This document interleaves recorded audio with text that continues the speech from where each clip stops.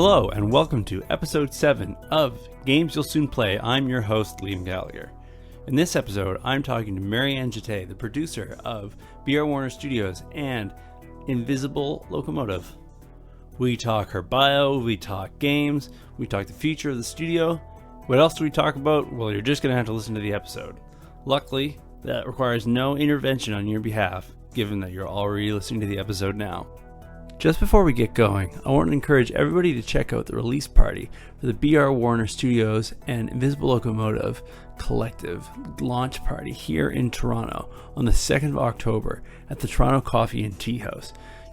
You can find out more information about the launch party at studio.brwarner.net or tweeting at @seethroughtrain. I, of course, am at LiamGIIV. For now, though, that interview. So here I am with Marianne Jetté. You have been taken on recently for Invisible Locomotive and Brwarner Studios, and we're making games together. How are you today?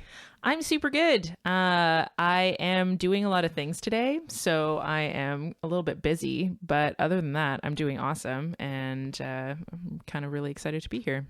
So what would you say exactly you do here?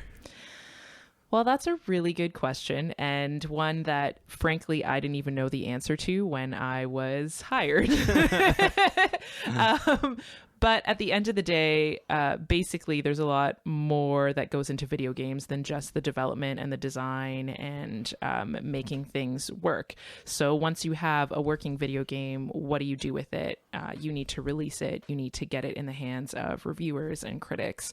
And then in the production stages, you need to hire voice actors or organize development weekends or help people with their scheduling process. And also you need to brainstorm ways to get the company more well-known, out there, do the whole social media thing. And so that is basically, in broad strokes, what I do. I figure out how to make the company a little bit more visible, both in the eyes of our audience and our potential critics and reviewers. And during the production process, I try to smooth things over and help everybody communicate and make sure that people are getting stuff done on time. Yeah, so in a word, a producer. Yeah. So what talents do you think and what past experiences you think enable you to do this job well? Well, for about 10 years now, I've been working in theater, actually, and I've been doing a lot of stuff that involve design, but also things that involve administrative work and stage management and stuff like that, which involves basically just trying to keep the organizational aspects of whatever piece that you're working on, keep everything together and help everybody achieve their goals and help sort of call the shots from a management perspective. So that's definitely a skill that I've been using a lot. But other than that, really, you just need to be pretty patient and have a fair amount of perseverance and kind of, I guess you just have to have the balls to really ask people questions that you know that they're not going to want to answer at any time and then demand answers sooner. Yeah, there's almost this element where to be someone's best friend, you kind of need to treat them poorly at times. Sometimes you just have to sort of force people to do things that they don't want to, but that you know that they will end up, making those decisions will greatly improve the rest of the experience. So when it comes to drawing up contracts for people or making hard deadlines for the designers or the developers or the script writers, those are all things that might seem like they hinder people and they go oh no, I don't want to do that, or I don't want to make this decision, but in the end it makes the whole experience way better, right? Absolutely. I think of it like a really good teacher I had for an arranging class. Everything comes back to an analogy for music for me, but that's just fair enough. That's fine.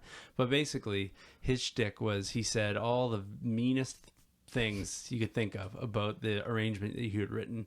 And the idea was not that he was being like truly unkind, but he was being the nicest person to you that you could ever have as, you know, basically an employer. Because going forward, when you got hired to do a job and they didn't like things, they were just not going to hire you again. Where instead he would tell you absolutely every single thing that bothered you about, you know, your arrangement, and give you an opportunity to actually do something about it. Yeah, and I hope that I'm not being too mean about it, but mainly so far it's been a lot of asking hard questions and trying to extract answers from you know, other team members that are there to make video games, but now I'm here to make those video games played by other people. I guess there's something to be said about somebody with enough wisdom to hire somebody to tell them the things that they're not willing to say to themselves but know are true. I hope so, and I hope that it's not just rough stuff from people dealing with me. I hope that they're not like, I hope that they don't cringe too hard when my name shows up on their phones, you know? No, speaking personally as a team member, I don't feel that way at all. I think the fact of the matter is that you're only ever reminding people of things that they know are true in their heart and maybe just don't have the diligence or like the organizational framework to do. So yeah. So it's like maybe it's like going to the gym every week. It's like one of those things you know you should do and you want to do, and every time you go you feel good about having done and you enjoy being there in the meantime as well. But over the run of the week it's really easy to find other things that take that place. Yeah, I feel sometimes as though I'm like a cheerleader that demands a certain score from the players on the field. I'm like, you can do it, but seriously, you need to do it. Yeah, you can and must do it. Where I'm like cheering on the sidelines, but also like, but here is the deadline. Yeah, go video games. You're the best. You must score at least 6 points. Exactly. And in a way, that's kind of why it's fun, because you get to help people get to the place that they want it to be, right? By sort of demanding results in the end, then those results happen, right? So thinking about the role of a producer, I think a lot of people would not think of it as being very glamorous. Not that I think really any of the roles in video game development are that glamorous. But why do you think it is that the role of an administrative supporter or like a producer doesn't get the same sort of amount of clout that, say, like a level designer or people doing art assets get? I think that that's just the case with so many different fields, that especially anything that toes the line or is an artistic field, I think that a lot of the time the people behind that are doing the administration work do get overlooked. I guess it doesn't have the same clout to, if you're saying something like, oh, I designed this level and it's really good and everybody really loves playing it and gets enjoyment. It's really easy to see as a consumer where your enjoyment comes from. Oh, it comes from this person designing the level, or you really enjoying the artwork of the game or the art style. And those are all like more tangible, I think, things. Whereas doing this sort of more producing behind the scenes, people read the reviews on like indie gaming websites, but they don't know who sent those emails and who got those games into the hands of reviewers. And that's fine. And most administrators I know, at least the ones that like their job, don't mind sort of being that sort of shadowy person in the back. Yeah. I think that a lot of people like associate value with the notoriety, but I think a lot of people who end up in those sorts of positions don't necessarily do that. Like, speaking from my own personal experience, like I didn't become a arranger in like a jazz setting because I ever thought that anyone would care about what I did. Right? You know, it's obviously we all want to make the world better in some way, but I didn't pick jazz bassist and arranger because it was gonna get me on. Are you kidding? There's so many famous jazz bassist and arranger these days. Yeah, so many of them that I thought that you were doing it just for the chicks. The only arranger I think that has like clout in the average household would be Quincy Jones. Yeah, actually. Yeah. People know who he is, but other than that, I don't think anybody could name, like in the mainstream, could name an arranger, right? It's very much like other arrangers care. And that's it. And that's fine. And right? I think that that's part of why they don't get the same kind of limelight, is maybe because when you play a video game, you don't interact directly with the work of a producer. No, it's never. all indirect, right? Absolutely. But I mean, like, Miyamoto may be the guy who gets all the credit for making the Mario games, but we never hear about the guy who made it so that Miyamoto got his paychecks on time every month and didn't quit. And continued to make Mario games. And most people that I know that have gone into this field, like for me, I basically became acquainted with this studio, and I was like, looks like you guys need help. And I really love video games, and I love playing video games, and I think that Invisible Locomotive / Brwarner definitely has something that's like a product that's really great and that I believe in. And so it's really just the end result is me just saying, like, how can I help in a way that is actually helpful, instead of me saying like, well, I can draw, here's some art, which is great, but not what we need right now. Yeah.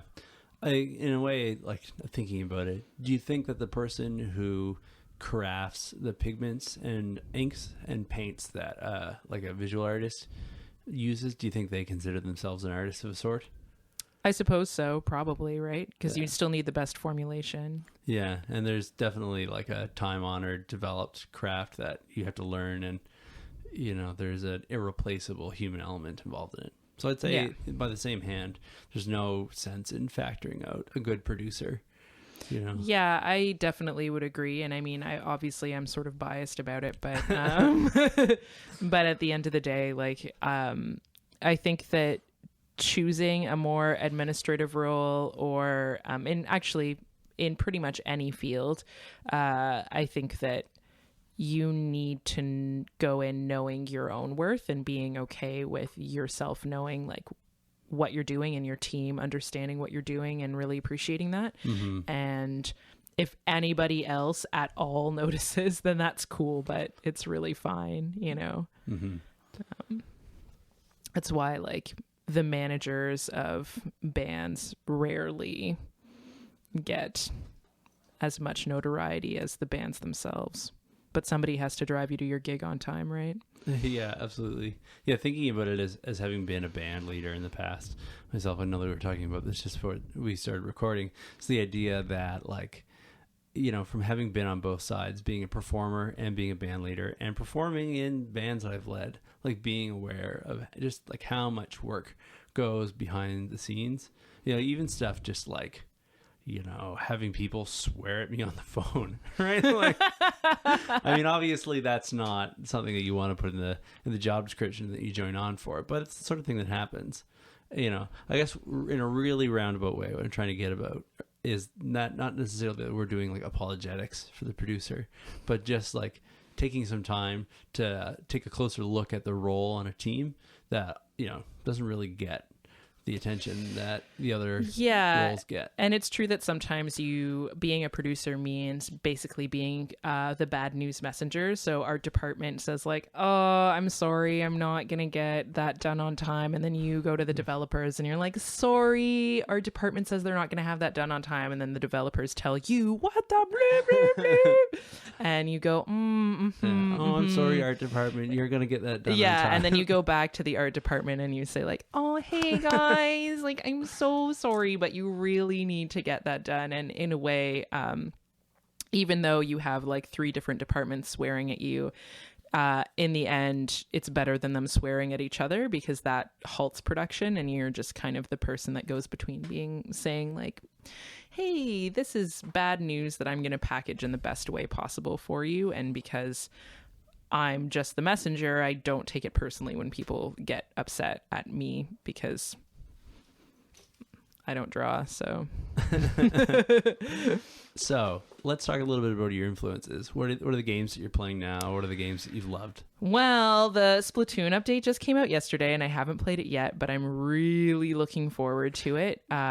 This weekend, I'm actually going to Otakuthon in Montreal, so it's sort of like Anime North, if you're familiar with that, but in Montreal, and therefore a little bit smaller and a little bit Frencher. Yeah. So when I come home, I'm going to be playing a lot of Splatoon is the idea.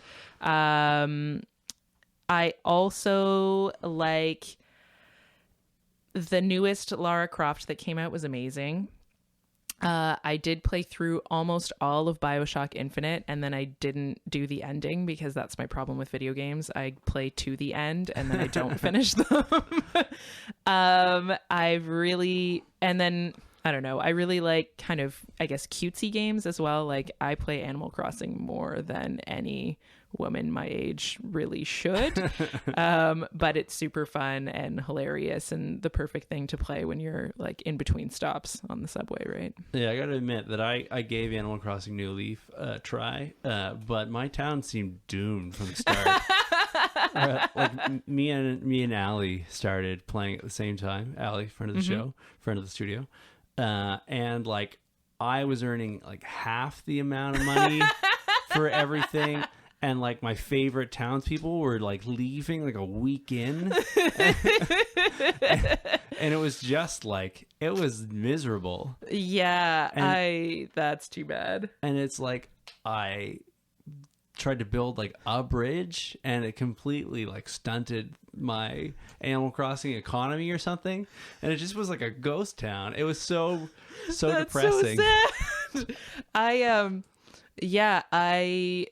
play a lot, although I have gotten some like weird looks on the subway where like I'll be playing and some dude will lean over and be like, "Oh, what game are you playing?" And I say Animal Crossing, and they look at me like kind of disgusted and they're like, "Oh," and then they stop talking to me. It's probably the best. I'm sorry, like I don't know, but recently I've also played the new Majora's Mask for the 3DS. Well, I guess it's not new, but it's remastered. So that has been really, really fun. And so a lot of Nintendo games. And I'm okay with that. A lot of 3DS games because I like to play while I'm on transit. Yeah. Well, the portability and the absolute depth of the library is great. Yeah. And then recently, my husband and I got Don't Starve together, and we've been playing that, and that's kind of fun. Although he takes it a lot more personally when he dies than I do. Yeah. I kind of feel that it is part of the game that you just like play until you die and then you keep playing, but he's like, I made it today 28 and now we're gonna die. I think maybe a little bit of himself dies. I think so. And how many pieces are left at this point, because we've died so many times? Maybe you should find a new game where people don't die as much. I don't know. We used to play Minecraft a lot, and Don't Starve together is kind of like that, but it's scratching that itch. Yeah, it's pretty fun. It's just like a new way of experiencing the like building things in a world that doesn't have any sort of specific goal that you make for yourself, right? Yeah, I think one of the big values of those sorts of games is being able to bring like freshness to it. Mm-hmm. So like nothing's more exciting than playing Minecraft for the very first time, where you're like, what, I can punch a tree, and is that a pig? What's a pig? That's a skeleton. Oh no. Hey, what hit me? Oh god. Spiders at night. Yeah. And then, as you play Minecraft more and more and more, you get involved in sort of the more complicated like redstone stuff. Mm-hmm, mm-hmm. But still, like, the most enjoyable thing is just hitting that new world button. Yeah. Yeah, the first 3 hours of gameplay or whatnot. Yeah, and absolutely. So I feel like maybe Don't Starve Together is kind of like that, where it's... Yeah, and because there's a mechanic where you're gonna die eventually, like you're either gonna go insane or you're gonna starve, and those are the things that are gonna happen to you. And I understand that in Minecraft you're also gonna kind of die eventually, but you can respawn in the same world, whereas Don't Starve, you just restart the world. And to me, that is really appealing, because you just play until you're like, oh no, I guess we'll press the new world button, and you try a different character that has different like special powers and special abilities. And whereas, you know, like Matt, my husband, is more, he's into like, he wants to build a castle and then live there forever. Yeah. Like, he wants that to be his new home. Yeah. He wants to come home, turn on the computer, go to his other home. Yeah. Raise the drawbridge. Yeah. And, you know, get in for a nice little siege of monsters. So let's talk about voice acting. Sure, let's do it. So for the upcoming Project Sunshine, we've got a lot of voice acting on the docket. Yeah, we do. And we are attempting right now to find voice actors. We have a couple leads so far, but we need a lot of people from a lot of different nationalities or that can do several different accents. Urban, rural, it doesn't really matter, but it's just a lot of people because spaceships have a lot of people in them, I guess. Mm-hmm. And given the premise and the concept for the game, the SS Sunshine, that would be the spaceship Sunshine, not sailing ship, is multinational. It's I guess the premise is that it's in a near enough future that in order to put a spaceship into space, the whole Earth needs to rally together in order to raise the resources, right? Mm-hmm. Exactly. And because it's an international effort, it's an international crew.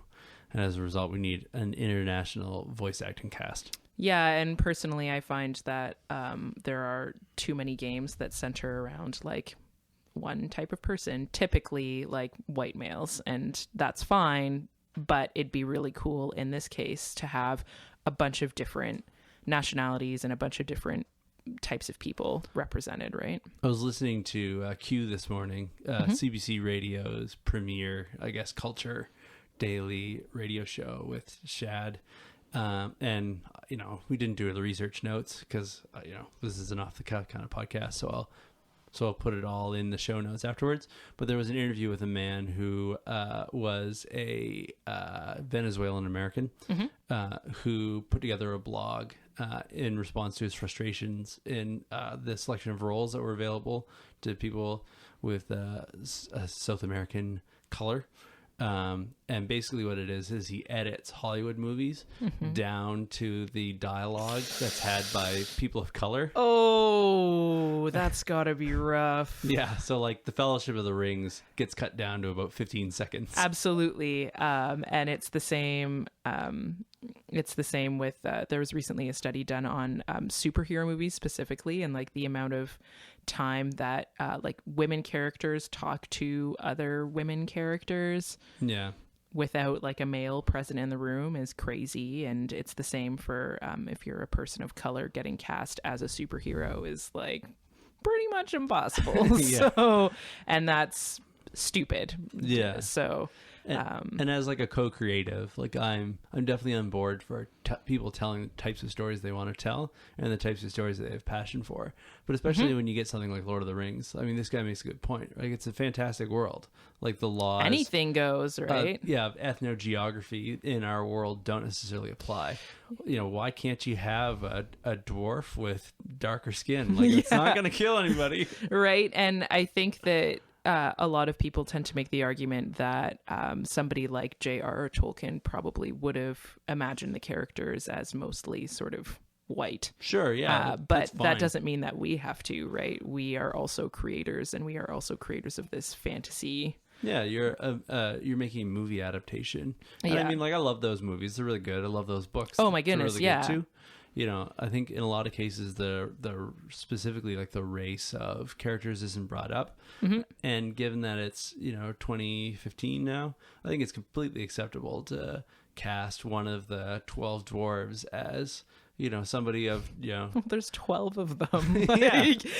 Not really, I think. And they specifically mention, although they don't give too many descriptors about the race, they specifically mention that there are like dwarves from the mountain, dwarves from the woods, like, well, not really from the woods, but from several different mountains in Middle Earth, say. So you're like, well, why wouldn't they like look a little different? Yeah. So right? Absolutely. So you might take a recent adaptation of a classic film, True Grit. It's set in a historical period in I believe it's the very late 1800s in the Midwest of the U.S. And you have Rooster Cockburn is the lead character.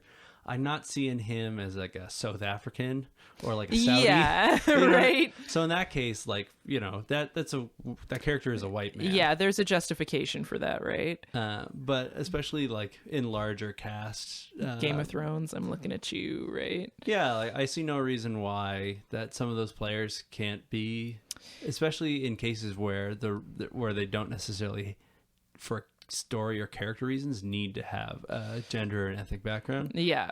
So you might as well default? mix it up, right? Yeah. So I think that's kind of an important thing that at least is fairly dear to my heart, and I think that with Operation Sunshine, it totally worked out that we need a cast of diverse characters. But even if we didn't like need one on paper, I think I would push for that anyways. Yeah. Just get more like representation of different people out there. Why not, right? Yeah.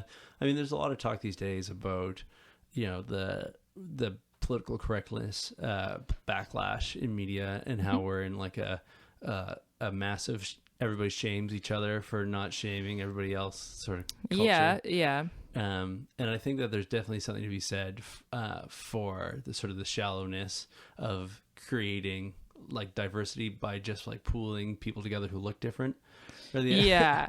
But I think that there is a lot of value in intentionally telling a story that has people from diverse backgrounds and then making that part of the narrative rather than just like filling out your racial bingo card. Right. There's no point in just having like really any character in a story shouldn't just be there because so it would be great if everybody had a reason to be there, and that reason could be like wonderful and promote like representations of people that are different from the norm, in air quotes, right? Because the truth is that like we're like white people aren't the norm. Yeah. There isn't actually. There isn't a norm, right? Yeah, so hats off to Brooke and John. Absolutely. Who have both been guests on the show, for handing us an interesting and diverse cast of characters. Yeah, I'm so excited to hear all of them, now that we've seen them on the script and on the page. So now that you've heard us prattle on about this voice acting extravaganza, how can people get in touch if they're interested in participating, or at least just seeing the results of our efforts? Well, you can definitely follow us on Tumblr and Twitter now. So on Tumblr, we are at Invisible Locomotive. And on Twitter, we are at See-Through Train. And you can email us if you're interested or have any questions, comments, concerns, or queries. You can email us at invisiblelocomotive@gmail.com. All right. So I think we're going to round down on this interview. But if there's anything that you want listeners to know about before we leave, what would it be? Well, follow us on all our stuff, because we're going to be super cool and you're going to be sad that you weren't with us way back when. Stay tuned for more information, and I'm going to be making an effort to keep our listeners and our viewers and our followers updated on things that we're doing in the studio and kind of more behind the scenes stuff. I think that that's really fun as an audience of other things to see like what happens behind the scenes. And if you have any interest at all in anything that we're doing, please drop us a line and become part of our family. Oh. Well, Thank you very much for your time, Marianne. thank you. That's a wrap, everybody.